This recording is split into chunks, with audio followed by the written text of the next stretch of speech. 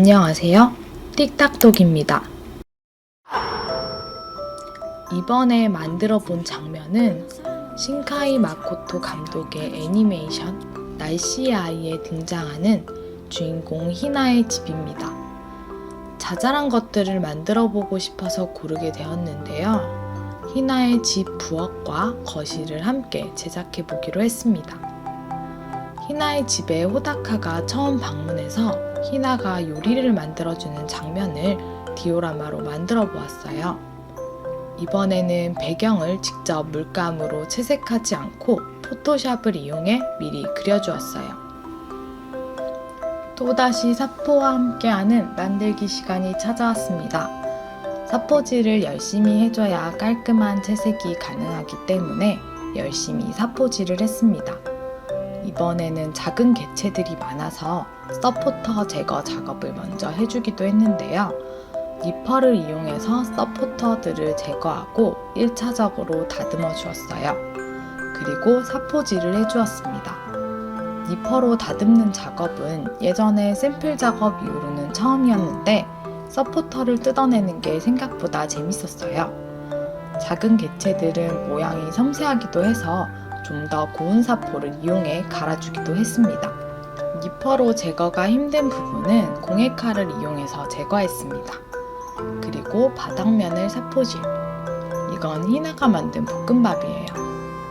히나의 집에는 비즈로 된 발장식이 있는데 이걸 비즈를 구해서 꿰어볼까 하다가 소량만 필요하기도 하고 같은 형태로 넣고 싶어서 비즈들도 출력해 보았어요. 요거는 맑음 인형이에요. 다른 가구들도 역시 사포질을 해주었습니다. 이제 제법 손에 익은 것 같아요. 결이 남는 부분이 있는 개체는 퍼티로 정리해 주었어요. 퍼티를 건조시킨 후 모양에 맞게 사포로 정리해 주었습니다. 테두리 부분을 각 맞춰서 사포질 해주어야 해요. 캐릭터 친구들도 물티슈로 한 번씩 닦아주고 잘 서 있을 수 있게 발바닥 부분을 갈아주었어요. 그리고 서포터의 흔적이 남는 부분들을 꼼꼼하게 다듬었어요. 중간 벽면도 사포로 한번 정리해 주었는데 사실 종이를 위에 덧붙일 거라 꼭 필요한 작업은 아니긴 했어요. 그리고 벽면의 위치도 확인해 주었습니다. 채색을 할 때에는 주로 연한 색부터 진한 색으로 칠해주고 있는데요.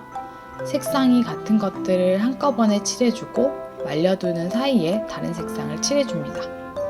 아크릴 물감은 빨리 말라서 물감 조색을 조금 자주 해주어야 하는 편인데 똑같은 색을 만들기가 쉽지가 않기 때문에 미리 색상 파악을 해두는 게 중요한 것 같아요.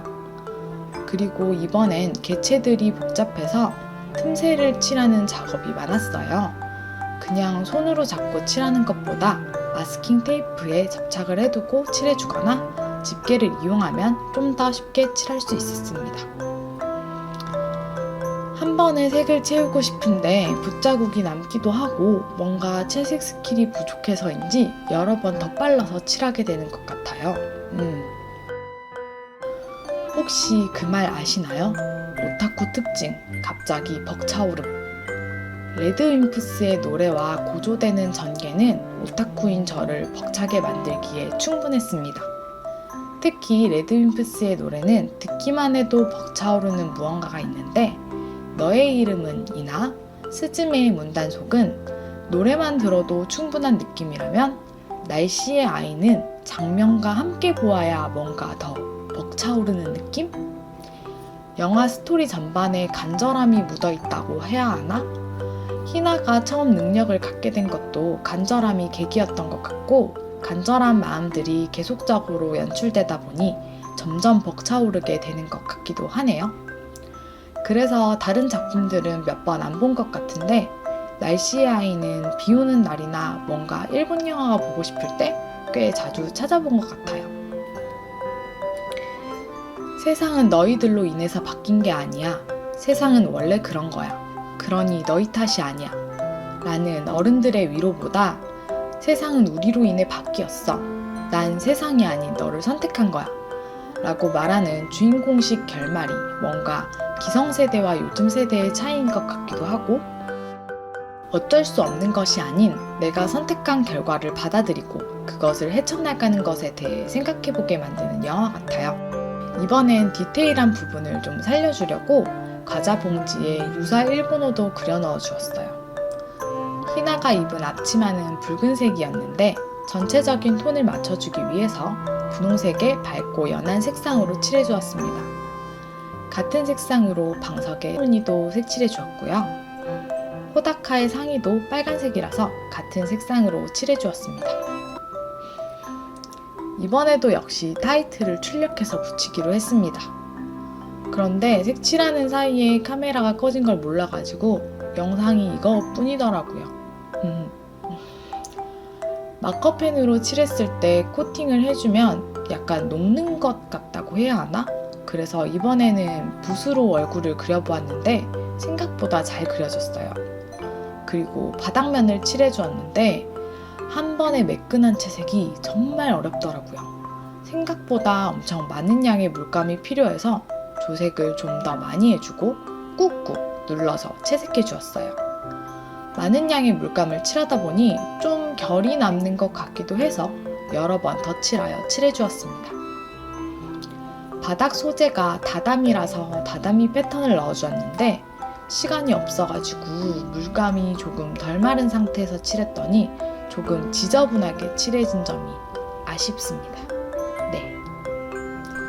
그리고 출력한 벽지의 뒷면에 벽을 대고 그려서 잘라주고 커튼도 팔레트에 남은 노란색 부분을 잘라 달아주기로 했어요.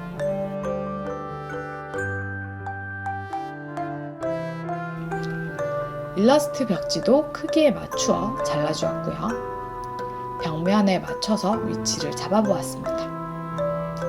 비즈의 순서를 미리 정해둔 것은 아니었어서 색깔이랑 모양에 맞추어서 어울리도록 조합해보았어요. 그리고 털실로 꿰어주었습니다. 거의 유사 양모 펠트를 하고 있는 모습이죠. 바늘과 집게의 도움을 받아서 하나씩 꿰어주고 매듭도 지어주었습니다. 짠! 이제 벽지를 끝에서부터 위치에 맞게 잘 붙여주고 중간 벽도 세워주었어요. 부엌 싱크대에는 라면과 과자, 버너와 펜을 올려주었고요. 캐릭터들도 코팅까지 깔끔하게 시켜주었어요. 재봉틀과 수납함, 거실의 할머니스러운 밥상에는 작은 소품들이 많이 올라가서 몇 개는 붙여주기로 했습니다. 물병과 시치미, 그리고 물컵을 붙여주고 샐러드까지 놓으면 끝!